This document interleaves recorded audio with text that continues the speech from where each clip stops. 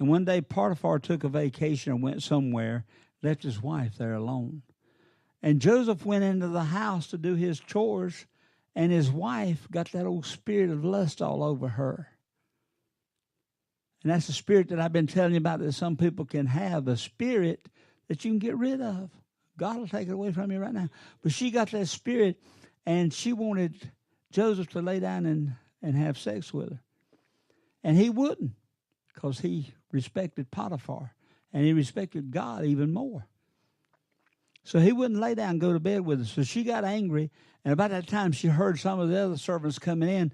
So she grabbed his robe, his cloak, and she started screaming and hollering. Well, he took off running because he was afraid. And she laid down on the bed and put his robe down beside of her. And then when the servants come in, she said, he attacked me, trying to rape me. And we've got the same spirit loose in the land today. Men can't even talk to women anymore. How in the world do you get a date this day and time? If you say, hi, you sure look good, you're going to prison. If you say, hey, you're going to jail. Men can't do anything and women can't do anything either, because first thing you know it, men are going to be putting women in prison. But it's crazy. It's crazy. But anyway, she screamed and they put Joseph in prison. Potiphar come home. They told him what had happened, so he cast Joseph in prison. Now, Joseph didn't know that he was going to prison for 2 years. He didn't realize he was going to be down there for 2 years. But you see, it's been now close to 8 years since he was sold into slavery.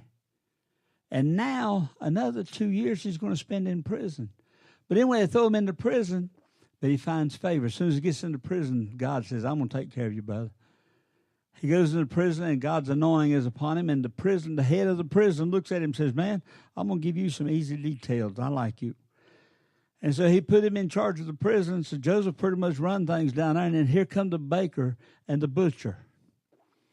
They had made the king mad. They had done some things. I guess the butcher cut the meat wrong, and the baker burned it. I don't know what happened, but the baker and the butcher both were thrown in prison because they made the king mad. Both of them were thrown in prison, and Joseph was sitting down in prison, and here's the baker and the butcher and the baker of the king of Egypt. And they go to sleep one night, and of course, Joseph is put over them also. He's in charge of the whole prison thing. And they go to sleep one night, and while they're asleep, they both have dreams the same night. Both the butcher and the baker had a dream.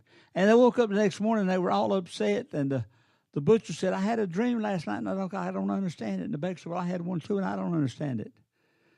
And so they got to talking, and the word got back to Joseph, and Joseph said, well, God has given me the interpretation of dreams before. What did you dream? And maybe I can interpret it. It's coming from God. Butcher said, I had a dream last night, and there was a vine. And it had 3 great branches going out from it, bringing forth fruit and everything. And Joseph said that 3 branches represents 3 days. He said, in 3 days, the king is going to call you out of here. He's going to lift up your head, call you out, and he's going to forgive what you've done, and he's going to put you back to work. And you're going to be a blessing to him, because then you're going to be able to bring his cup to him every day, and you're going to serve him. Well, the baker said, well, I had a dream too. Joseph shook his head because he knew this wasn't going to be good at all. And the baker said, well, I had 3 baskets on my head. 3 white baskets, and in the top basket, there was baked goods, baked meats and stuff like that I had cooked. And the birds came, and they ate all the baked goods up. There was nothing left. Joseph said, the 3 baskets represents 3 days. In 3 days, the king's going to call you out. He's going to lift up your head, but he's going to lift off your head. He's going to hang you in the tree, and the birds are going to come and eat the flesh from your body. The baker didn't like that at all. Butcher was sitting over there saying, I'm going to be restored and he's going to be killed. But anyway, Joseph told the butcher, he said, now listen, I'm giving you the interpretation of your dream, and it's going to happen. God's going to bless you, but I want you to remember me.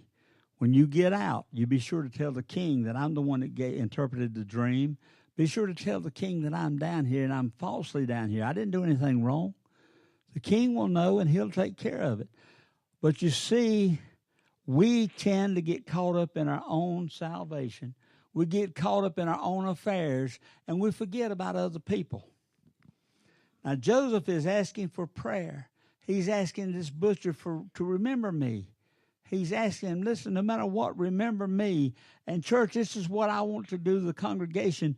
Remember those lost ones that are here in the congregation. Remember the lost ones that are watching by television and listening by radio. And by the way, those of you listening by radio, the phone number is 1-800-774-5255. I forget to say that many times, but it's 1-800-774-5255. If you have need, if you want prayer, call that number, 1-800-774-5255. I forget to announce it many times because I'm thinking about television, and I tell people to dial the number on the screen. And radio owner, station owner called me and said, how about saying the number once in a while, because people listen to radio can't see the screen. And anyway, but Joseph is asking for prayer. He was asking for remembrance. And the butcher got out. 2 years went by. The butcher hadn't thought about Joseph. He just thinking about, man, it's good to be out of prison. Be good. It's good to me to be set free. And that's what most Christians are today. They think about themselves when God touches you and you're saved. Oh, it feels so good to be saved and have that burden lifted off of me. But we soon forget about the ones that are still in bondage out there. We soon forget about them. Well, he'd forgotten about Joseph. And then one day the king had a dream. And the king explained his dream, had 7 cows, 7 kine, come out of the river. Fat, healthy, and good. Then 7 other kine come out of the river, and they were skinny and poor. But they killed the good ones. He didn't understand the dream, so he called all the astrologers, all the demons and devils of hell, and could none of them give him the interpretation. And then the butcher remembered, while I was in prison, there's a man down there named Joseph. He gave me the interpretation. He can interpret your dream. So the king called for Joseph, and Joseph came up, and the king told him the dream. And he goes on about the stalks of corn and stuff. I'm not going into all of that. But anyway, he dreamed of 3 full stalks of corn and 3 full of good, healthy ears, and 3 stalks of corn that was feeble. So you have to understand Egypt. The Nile River comes out of Africa. In June, they have a lot of rain up in Africa, and it floods the Nile River, and the Nile River comes down through Egypt, and it floods the plains, and it's all covered in water. But as the river recedes, it deposits all the good soil and stuff all around the banks. And so it does this, and you have a bountiful harvest that year. You have really, really, really good, healthy soil to plant in. Then when there's a drought in Africa, the water doesn't come out, doesn't flood the plains, and you have a very poor season. So now Joseph is going to interpret the dream. He said, King, let me tell you this. He said, the 7 fatted calves or cows or kine that you saw come out of the river means 7 good years of crops, 7 good fatted years. You're going to be blessed for 7 years. You're going to have good crops, good watering system, good rain. You're going to have everything. The 7 bad cows that you saw come out of the river and overtook or killed the good kine, that means you're going to have 7 bad years after the 7 good years. And you saw the corn, stalks of corn, and that's the same thing where the old overcame the new. I said 3 while ago, it was 7. But anyway, he said all of that means you're going to have 7 good years, and you're going to have 7 bad years. He said, what you need to do is lay up in store the first 7 so that you'll have plenty during the second 7. But you got to have someone overseeing it to make sure it's done right. Well, the king hires Joseph. He said, listen, you've interpreted a vision. You take care of everything. I'll make you ruler over Egypt. The only one that'll have more power than you over the entire country will be me.